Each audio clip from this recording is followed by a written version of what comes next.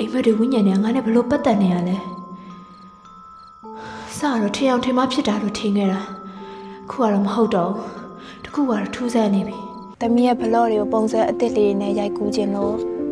သမီးချင်းမိုင်ကိုသွားခြင်းတယ်။သမီးဘလို့ရိုက်ဖို့ချင်းမိုင်တွေသွားဖို့လိုလို့လား။ဒီမှာရိုက်လို့မရဘူး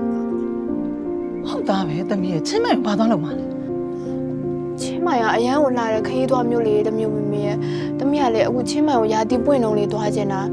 ချင်းမိုင်မှာလည်းအရန်လာတဲ့နေရာတွေစိတ်ဝင်စားစရာကောင်းတဲ့နေရာတွေလည်းအများကြီးရှိရဖေဖေ။မသွားဘူးသမီး။ချင်းမိုင်ကိုဘာလို့သွားရမယ်ဆိုတဲ့အကြောင်းပြချက်ကိုမပေးနိုင်ပေမဲ့ချင်းမိုင်မှာရှိရတဲ့စုံတရားကညီမကိုမရောက်ရအောင်ခေါ်နေတယ်လို့ပဲ